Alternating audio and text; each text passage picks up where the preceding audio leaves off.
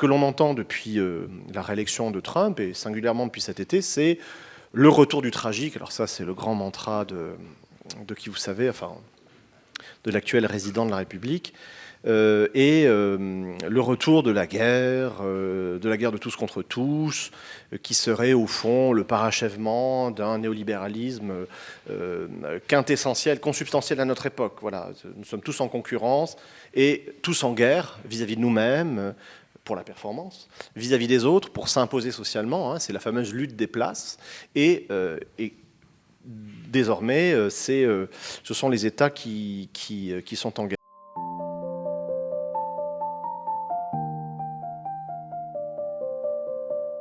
Nous avons remarqué dans votre thèse la présence d'un cercle vicieux entre l'état moderne de guerre et la croissance économique. En effet, lorsqu'une guerre se termine, les pays vont se réunir pour trouver un ordre international basé sur le discours au lieu de la violence pour garantir la paix. On a par exemple l'exemple de la Société des Nations après la Première Guerre mondiale. Cet ordre fonctionne tant que les pays sont en phase de croissance. En effet, dans la période d'après-guerre, une croissance économique est garantie grâce à la reconstruction. C'est seulement après, quand l'économie de ces pays est nulle, voire négative, que les pays vont recommencer à chercher la performance. Et nous avons noté depuis vos thèses que c'est précisément dans cette phase de performance que les pays vont recourir à des moyens de violence et vont du coup entraîner un nouvel état de guerre. C'est là que le phénomène se répète, la guerre revient et le cercle vicieux se réalise. En réalité, je parlais de l'époque ultra-contemporaine, celle que nous vivons aujourd'hui, et je contestais l'idée qui court sur tous les plateaux actuellement. Vous savez, ces robinets à poncifs qu'on ouvre en allumant les télévisions. Ce qui est dû d'ailleurs à une économie médiatique particulière, celle de la chaîne dite d'infos en continu, où vous faites des plateaux, parce que ça coûte rien. Vous n'avez plus d'enquête, plus de reportage, plus d'investigation, rien. Vous mettez 6 morts-vivants en plateau qui sont contents d'être là. Et la chaîne ne paye en réalité que le chauffage, l'électricité, la lumière. Non, mais vraiment, c'est un modèle économique. Et ensuite, il faut remplir le tube avec des imbéciles qui sont là parce qu'ils n'ont rien d'autre à faire, vraiment, hein, et parce qu'ils ne travaillent pas. Parce que pour passer sa vie sur les plateaux, plus le maquillage, le transport, etc., vous ne travaillez pas par ailleurs. Vous n'avez pas le temps de préparer, de travailler sérieusement.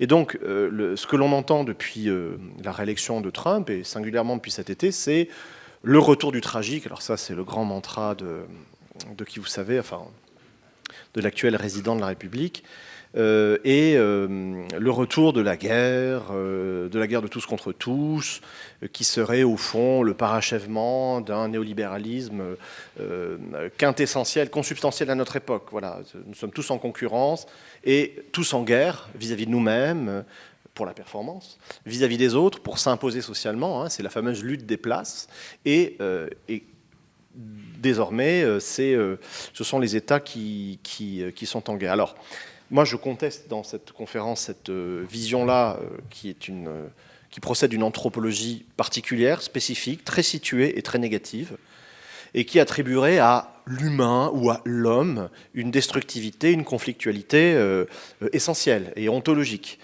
Ça me semble procéder d'une lecture au contraire très située de ce qu'est l'homme et de ce qu'est l'histoire. Et je cite effectivement Hobbes pour dire que on a pris Hobbes, alors surtout dans les facultés de droit, hein, où on a tendance à hypostasier à qui mieux mieux, c'est-à-dire à ne jamais faire d'histoire. Mais on prend Hobbes comme étant une sorte de table de la loi et de prophète. Hobbes dit que. Et d'ailleurs, d'autres philosophes contractualistes ont dit que l'état de nature, c'était la guerre, et heureusement, ensuite, il y a la paix grâce au contrat, grâce à l'État, etc. Je rappelle humblement, en tant qu'historien, que Hobbes est quelqu'un qui est lui aussi situé dans l'histoire, qu'il était proche de Charles Ier d'Angleterre, qu'il a vécu la guerre civile, qu'il a vécu la décapitation de son maître, mécène et ami, et qu'il a passé sa vie ensuite à traverser la Manche en exil pour sauver sa peau. Donc, effectivement, lorsque vous vivez ce genre de choses, vous avez peut-être 2 ou 3 motifs supplémentaires pour rédiger le Léviathan qui est postérieur à toute cette expérience sociale, personnelle.